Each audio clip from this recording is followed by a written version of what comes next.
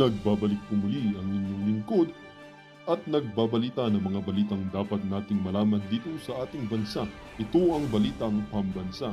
Atin ngang matutunghayan sa channel na ito kung ano ang nangyayari sa loob ng ating gobyerno at syempre tumutulong na rin sa ating mga mamamayan na malaman ang katotohanan dahil mayroon tayong karapatan na malaman ang tunay na nangyayari sa ating bansa. Ngunit bago natin panoorin ang balita, huwag niyo pong kakalimutan na mag-subscribe sa ating channel at pindutin ang notification bell para lagi kang maging updated sa ating mga bagong videos na ina-upload araw-araw. At sa ating mga solid viewers naman dyan ay maraming salamat naman po sa walang sawang pagsuporta. At syempre, huwag din pong kakalimutan mag-iwan ng like at i-share ang ating mga videos. At kung mayroon ka naman pang opinion, ang ating comment section ay bukas para sa inyong mga hinaing. Ito na nga mga kaibigan, ating panoorin ang buong video. Salamat po muli and God bless!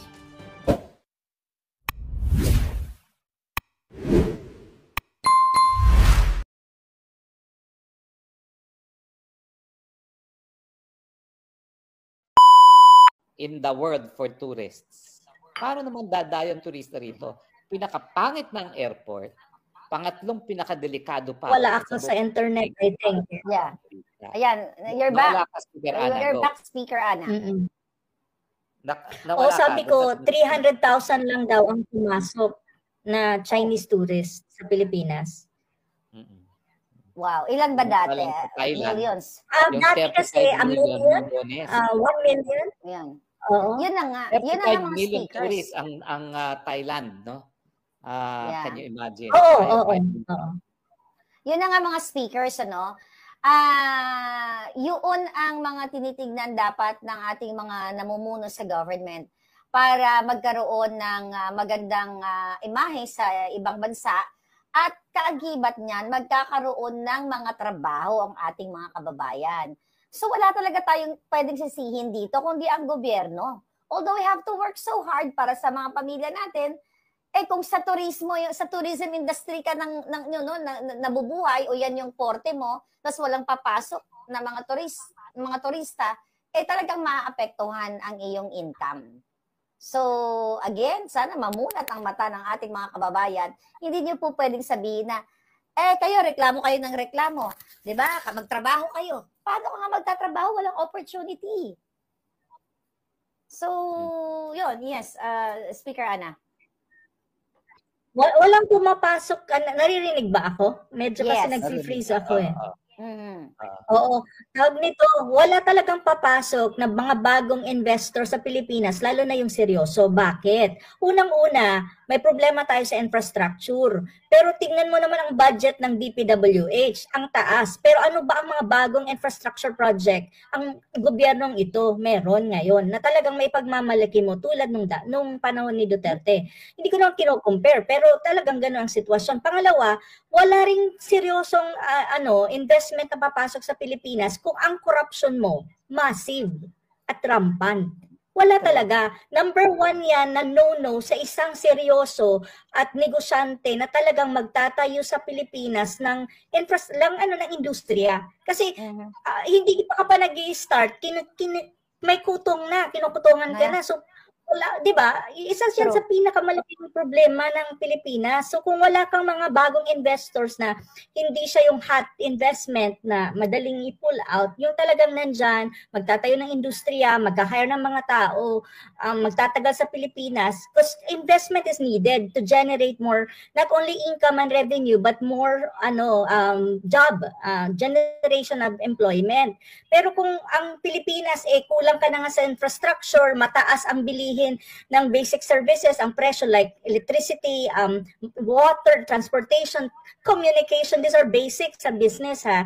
Mataas din ang presyo ng mga bilihin in terms of food, at saka mataas pa ang index ng corruption, walang seryosong investor na foreign na pupunta sa Pilipinas to invest. Ang karamihan sa kanila ngayon, mga speakers, ay pumupunta, unang-una na bansa na pinupuntahan sa ASEAN, kasi we're part of ASEAN, is Vietnam. Then susunod dyan, andyan din yung Indonesia, andyan yung Malaysia, and even Thailand. And of course, Singapore is number 1 na, kumbaga in terms of economic development. Pero itong mga bansa na noon mas mataas tayo in terms of economic development and prosperity. Ngayon ay nasa tail end na po ang Pilipinas. At lalo pa tayong mati-tail end kung ang korupsyon ay hindi yan maa-address. Pero ang tanong, paano mo naman maa-address ang korupsyon sa Pilipinas kung ang alleged na nagkakaroon ng nagkukurap-kurap dyan, mismo yung mga nasa gobyerno, at alam naman natin kung sino sila, diba? So, malaking usapin yan na ang korupsyon. At saka, sa atin yun ang nakakalungkot sa Pilipinas kasi before, ang corruption, parang, alam mo, hindi siya institutionalized masyado, hindi siya legalized. Ngayon, ang corruption sa Pilipinas is institutional na. Legal na siya. Oo, na para bang, ano nang nangyari sa bagong Pilipinas? Ang tawag na nila dyan, SOP. Kung ano yung dapat standard, na hindi SOP na paglalagay o pangungurakot, ngayon SOP na. At yung SOP nga nila sa mga budget ng DPWH, tumataginting na kalahati na. No? Talagang wala nang kahihiyan ang paglamon sa kaban ng bayan ng mga politiko. At yan nga ang problema. Kung ang korupsyon ay nagsisimula mismo sa hanay ng Malacanang, sa hanay ng Kongreso, bakit naman yung mga maliliit na tao sa BIR at Customs ay hindi rin makikinabang? Alam naman nila na doon lang paggawa pa lang ng budget, dinakaw na halos lahat ng kaban ng bayan ng ating mga politiko. No? Yung nangyari talaga dito sa 2025 budget, this is institutionalized, legitimated corruption. Yes. Walang ibang way na madidescribe mo yan. Hindi lang siya pinaka-corrupt na budget, ito yung institutionalized corruption. So kapag nakikita mo na ang mga kongresista mismo, ang mga mambabatas mismo, ang presidente mismo, ang nagdodoble ng kanilang mga budget, at samantalang matakin mo sa flood control lang, 5,500, pero pag nagkaroon ng bagyo, nagiging lawa ang buong Metro Manila. Di ba obvious naman yan? Linalamon lang nila talaga. Mga baboy talaga sila lahat at linalamon nila yung pera para sa flood control. Bakit kung ikaw ngayon ay taga-BIR at ikaw ngayon ay taga-Customs, bakit ka makukonsensya? Alam mo naman yung mga tao mas mataas sa'yo, lahat sila kurakot, di ba? So ayan, yan yung sinasabi mo, Prof. Ana, na naging institutionalized na SOP na siya. That is the rule rather than the exception. No? Nakakalungkot, no? May share ko lang, nung nag-travel ako 2023, napunta ako ng Thailand with my friends. May nakasabay kami, actually hindi namin nakasabay, friends of our friends, na British, na kung saan, nasa dinner kami, syempre napag-usapan namin ang mga iba't ibang klaseng usapin sa iba't ibang mga bansa. Isa dun sa talagang masakit sa akin during that dinner, no? Sinabi ng Briton na ito na nag-invest sila sa Pilipinas dahil kinukumbinsi siya ng kanyang ano tawag dyan? Kasambahay. Kasi yung kasambahay nila na Pilipino nagtrabaho dito sa Briton na to for so many years. So, nung Duterte time, kinukwento niya na nag-invest sila sa Pilipinas. Naging okay naman daw. So, come 2023, ito talagang naikwento ito ng Briton. Come 2023, pinull out nila yung business nila sa Pilipinas at lumipat sila sa Thailand. Sa anong mga kadahilanan? Dahil sinasabi ng mga foreign investors na ito na ang korupsyon sa sa City Hall, yung pagkuha pala ng mga papers, pag-renew and everything, grabe daw talaga yung red tape sa Pilipinas. And nakwento ko na to actually sa vlog At yung discrimination mismo sa kapwa Pilipino. So naikwento nila sa akin na nakabili sila ng kondo sa isang place, nakalimutan ko na yung pangalan, somewhere there in Makati, na ang discrimination sa mga kasambahay na Pilipino, separate yung daanan nila or elevators, mga ganyan. So sabi ng, nakaka-antig. Ang sabi nitong Briton na ito na naka-dinner namin, alam nyo, sabi niya nakakalungkot sa inyong mga Pilipino dahil mismo kayo na Pilipino ay dinidiscriminate ng inyong, yung mga gobyerno, yung mga tiwali dyan sa gobyerno. So sabi niya, aside from that, yun na yung corruption, massive talaga. So they decided to pull out nga yung kanilang business sa Thailand. Kaya yun sinasabi mo na institutionalized corruption talaga ang nangyayari sa Pilipinas. So imagine nyo, paano ngayon tayo magkakaroon ng mga foreign investors kung ganyan yung experience ng mga nag-invest na sa Pilipinas. Kaya damay talaga. Talagang damay talaga yung mga nasa tourism industry at lahat tayo kasi ang pangit ng imahe. So, I hope mga kababayan, talagang umaasa ako na magkaroon tayo ng leader na talagang totoong may pagmamahal, totoong talagang kastiguhin. Kaya nga ako, I'm supporting Attorney Vic Rodriguez sa gusto niyang panukala na ibalik ang bitay. So, I hope talagang jitayin ang mga plunderer para magkaroon ng maayos na Pilipinas. Speaker Maharlika, mayroon akong similar na experience sa iyo. Ito naman sa kaibigan ko na mamumuhunan sana diyan na hindi siya yung ang direct na may-ari ng malaking kumpanya na Chinese naman. Tapos itong malaking kumpanya na Chinese naman na sabi sa akin ng friend ko na siya ang nakikipag-usap dapat doon sa gobyerno natin, mga tao sa gobyerno natin or yung pwedeng kausapin na mag-start sila ng business. Wala pa sila, nasa level pa lang sila ng tinatawag mong market study or yung feasibility study. So nag-uusap na, magtatayo kami dyan ng industriya, hindi ko na pabanggitin para mahirap na Pero yung experience ganito, magtatayo pa lang, feasibility study, market study pa lang, pero alam mo ba, hinihingan na ng ganong mga siguro $20 million or roughly around that part. Wow. Oo, na para bang, sabi sa akin ng kaibigan ko, paano naman mag-i-invest ang isang seryosong investor sa Pilipinas or company na hindi ka pa nagsisimula na gumastos para doon sa pag-aayos ng mga papeles. Ang dami-dami, maghihingi ka ng permit, tapos titignan mo pa kung ilan tao ang kailangan mo para initial stage pa lang, hinihingan ka na para bang, hindi ko alam anong tawag dyan. Hindi naman yan red tape per se lang, per se, no? Kasi mataas ang corruption. Ano yung tawag dyan? Paunang... corruption. Bribe. Padulas. Padulas ba yan? Bribe, extortion, name it. Oo, parang ganon. So, ang nangyari daw, sabi sa akin ng kaibigan ko, na kung saan siya parang yung parang nagbo-broker ba ng business, sabi niya sa akin, sabi daw sa kanya ng kumpanya na wag na lang. Kung ganyan lang na hindi pa kami nagsisimula, marami pa kaming gagastusin, permit pa lang ang pag-uusapan, ang dami-daming mga paperworks pa, pero hihingan na kami ng ganyang kalaki, sa ibang bansa na lang kami, lilipat na lang kami sa iba, na pwede naman kami ring mag-invest kasi nandun din naman sa bansa na yon ang mga, kung yung market naman, sabi nila, kaya din naman at ng bansa na which is our neighbor lang. So parang sabi ko, sayang naman yung ganong opportunity, 'di ba? Pero corruption 'yon, I think, no? Yes.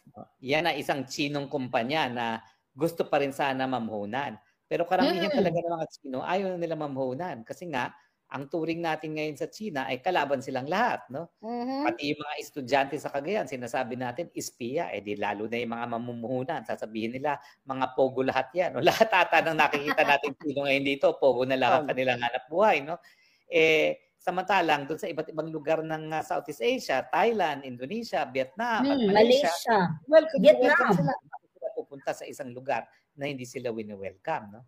Again, dahil lamang sa kagustuhan ng isang presidente na mabawi ang kanilang tagong nakaw na yaman sa Estados Unidos, no? Mukhang hindi talaga makatarungan.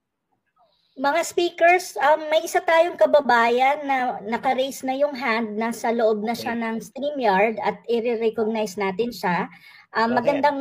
Magandang gabi, Lapulong. Hello. Magandang araw. Hello, hi. Nawala. Hello. Welcome sa Kongreso ng Bayan. Okay na? Yes. Yes. Okay na po.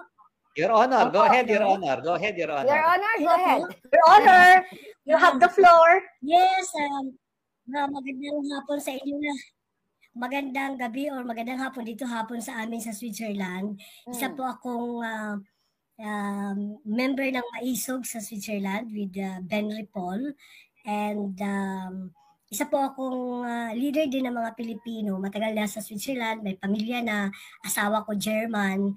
And yeah, 56 years old, nagtrabaho na how many years dito.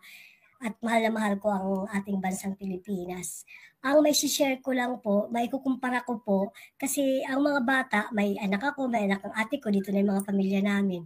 Normally po, noong unang panahon, I could remember 10 years ago, 15 years ago, mga bata kasi lumaki na every year, umuwi kami lagi. Pinakita namin sa kanila yung yun, pagiging Pilipino. Hanggang ngayon, meron yan silang mga ganong ugali, marunong magtagalog, marunong din. Parang Samar po ako, marunong din magwaray. Tapos po, waray ako. mga bata, lumaki na ngayon. Waray, taga Samar ako. Waray na ako Samar, gabi. taga Borongan. Okay, gabi. Then po, ang gusto ko lang i-share na nakakalungkot, actually, yung mga bata po ngayon, may sarili-sarili ng profesyon ng anak ko, umuwi, dala-dala yung mga kaibigan niya, kasi ganun ko sila, namin sila pinalaki. Lagi kami nagdadala ng turista, lagi kaming nagdadala ng mga kaibigan. Ngayong March, may dala na naman ako mga kaibigan ko na grupo. Ang nakakalungkot po, nung unang panahon na umuwi ang mga bata, kung gaano ka tama pa ang Pilipinas, gaano yung nature sa summer and everything, no, hindi. Tapos ngayon, nakukumpara na nila, sabi nila sa akin, mama, ang tawag sa akin mga pamangkin, mama, bakit gano'n, hindi nag-improve ang Pilipinas? Pumunta kami ng Vietnam, pumunta kami ng Cambodia, pumunta kami ng Nepal, umiikot sila sa buong Asia, and they're so sad. Kasi nga po, nakita nila, lumaki sila na ang ganda-ganda ng Pilipinas. Tapos ako, ang ate ko, nag-for good na sa summer, kasama yung brother-in-law ko na Swiss, sumulat siya sa akin kasi alam niya kung gaano ako kamahal ang Pilipinas. Alam niya kung gaano ko pinaglalaban. Dito pinaglalaban ko talaga. Leader po ako ng mga Pilipino dito. Nilalabanan ko mga Swiss. Pag inaapi tayo, inaapi mga Pilipina. Anyway, alam mo po ang brother ko nagsulat sa akin na umiyak ako. Sabi niya, it's so sad, Epi. I'm here already for 4 years and I didn't see any improvement. Ang mga tao, umaasa lang sa bigay ng gobyerno, ang mga nasa government. Akala mo sila may mga kapangyarihan and you have to really parang ibabaw down mo sila para makuha mo yung isang bagay. So bureaucratic, ganun. Parang walang improvement. And ang sabi pa ng brother-in-law ko, I think you need a revolution para matanggal lahat muna. Kasi talagang nandun na, nakatanim na kahit from A to Z, sa pinakadulo po Barrio Captain, you have to bawal natin yung pati yung mga rules nila, regulation. Sobrang pinahihirapan ang tao. Ang asawa ko German, and gustong-gusto niya si Duterte. Isa kami sa mga nagsuporta, pumunta pa kami ng Palawan nung election noon. Anyway, gusto nga niya, sabi niya, sana kasi ang Germany rin, meron din silang problema, alam natin.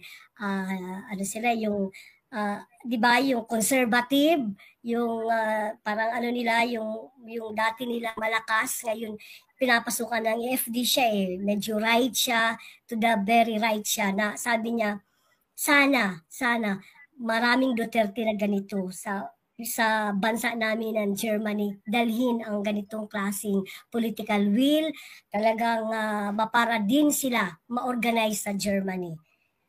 Yeah. Kaya nga po, ang gusto ko lang, hanggang ngayon, Miss Maharlika, nanonood ako lagi, nagpupuyat ako kahit ako may pasok, pati nga trabaho ko naapektuhan pati sa Spokane, naapektuhan na naman pati yung boss ko kasi nasa insurance ko ako, consultant ako, nung papasok ko pati yung boss ko sabi, ano ang ginagawa mo dyan?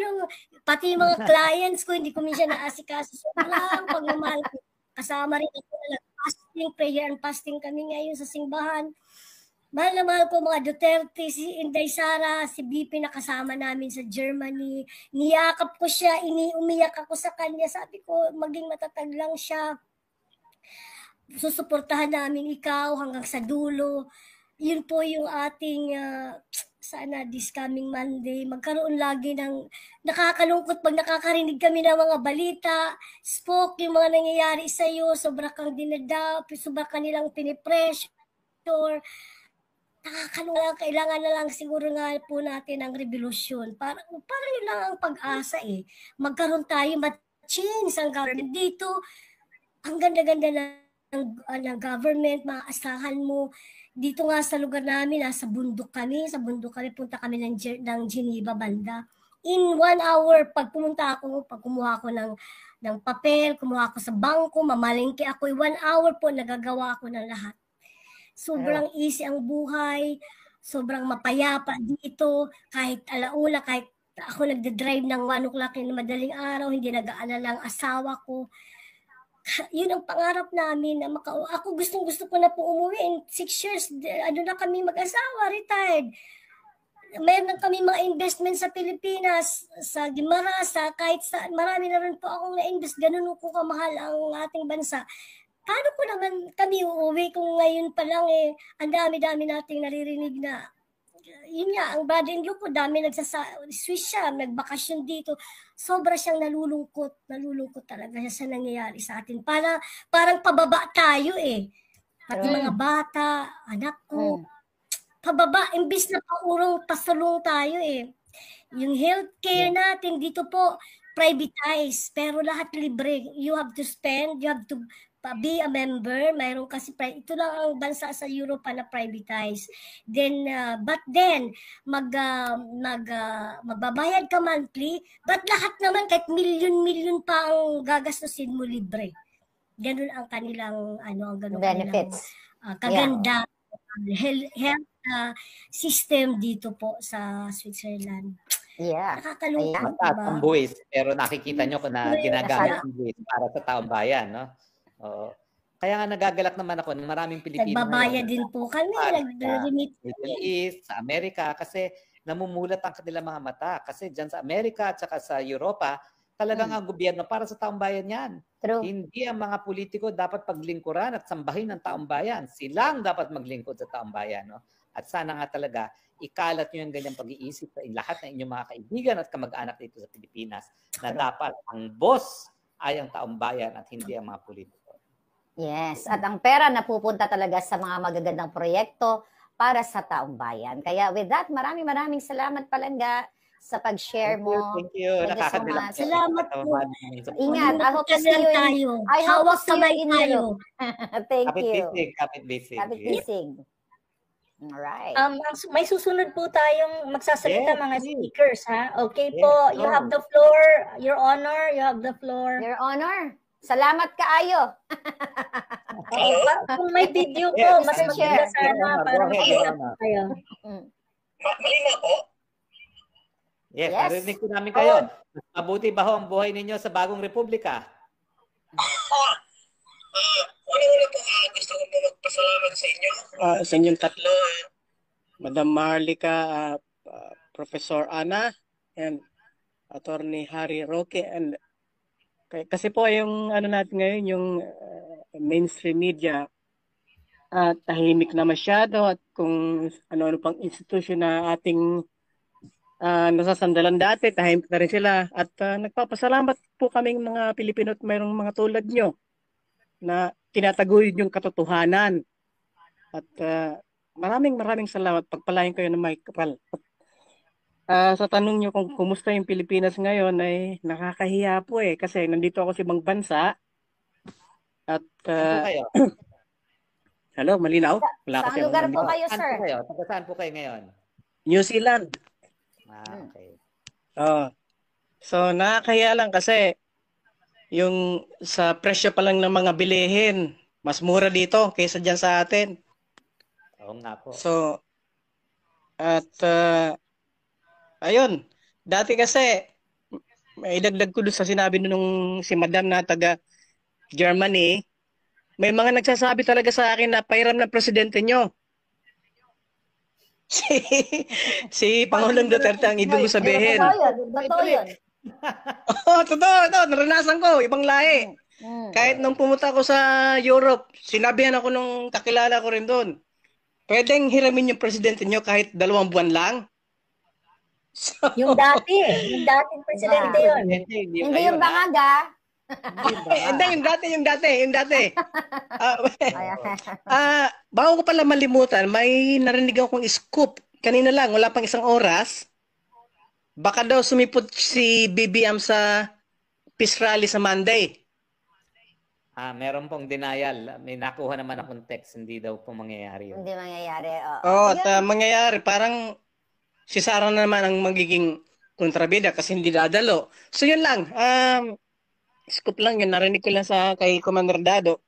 So, mabuhay po kayong tatlo at yung mga kasama nyo sa pagtataguyod ng katotohanan at laban nating Pilipino kahit po napakalakas ng ngayon, nasa poder dahil sa paggagamit ng yung pera ng taong bayan.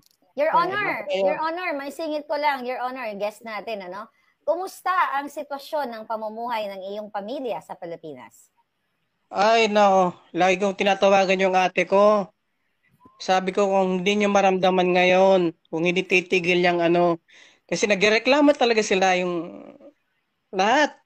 Peace and order, commodities, at sabi, dagdagan mo yung padala mo. So, okay, alam ko na. Yun ang sinasabi ko kanina. Kung 100 lang ang pinapadala mo sa isang 2 weeks, madadagdagan na. So, di ba? True talaga.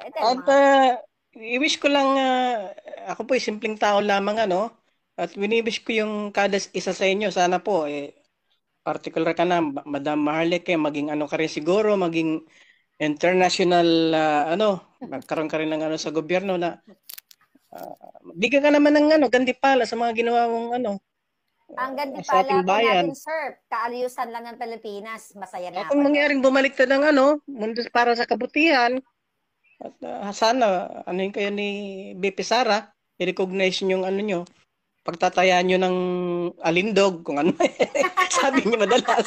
Alindog. Alindog namin. Of course, si Trump na mawala sa Amerika, si Maharlika, baka hindi pumayag si Trump. At same to you, Professor Ana, sana maging rin kayo, political advisor, international affairs. Alam mo, papunta tayo dyan. Tatayo tayo ng tunay na bagong Pilipinas. Attorney Roque, baka sa ombudsman kayo kung saan. At makauwi lang ako ng Pilipinas, happy na po ako. Wala na akong hahanapin. Makauwi na ako. God bless you all po. Happy na po ako dyan. Maraming salamat. Maganda ka mawawala ng bangan sa gobyerno. Maraming salamat, Your Honor. Your Honor, thank you. Tanggalin natin ang mga bangan. Mabuhay! Mabuhay! Oo. Basta kami, ang masasabi ko lang sa ating mga Your Honors na mga kababayan, happy kami basta maging ayos ang Pilipinas. Para naman may pagmalaki natin. Kasi kaming tatlo, wala kami sa Pilipinas at the moment, ha? So kami, nai-experience talaga namin na kapag binabanggit ang Pilipinas sa mga foreign na mga kaibigan namin na hindi Pilipino, ako, 2 weeks ago and even last week, may mga kausap akong foreigners. Ang tanong lagi sa akin ganito, ano ang nangyari sa inyo sa Pilipinas?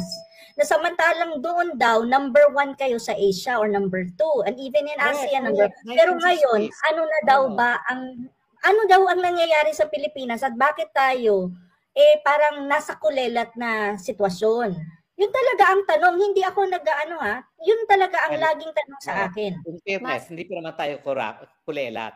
Dati number 1 tayo, pero sa Southeast Asia ngayon, ang number 1 ay Singapore. Pangalawa, Indonesia. Pangatlo, Malaysia. Thailand. Pangapat, Malaysia. Naunahan na tayo ng Vietnam. Vietnam, number 6 tayo. Ang Cambodia is developing. Malapit na kumabol sa atin. Tapos, meron pang Laos, meron Myanmar, at saka East Timor. So, mabuti na lang, merong Laos, Myanmar, at East Timor. Dahil kung wala yun, oh my God. Yeah. Mr. Chair and Madam Chair, number 1 naman talaga tayo eh. Number 1, worst airport. And number 1 sa most dangerous. Riskiest city. Oh my God. So, yan ay bagong Pilipinas. Kaya yun ang bagong Pilipinas. Kaya patuloy yung pagiging number 1 natin, di go. Hindi pa yan, ha? Isa tayo sa worst quality of life. Nakalimutan nyo, ha? Worst quality of life. Talagang mahirap ng buhay. Pangit pa mamuhay. Pangit pa mamuhay. Ano nangyari sa atin? Mr. Chair at saka Madam Chair, susunod po nating tatawagin ang isa pa nating Your Honor Yes, Sige, Your Honor, you have the floor. Opo.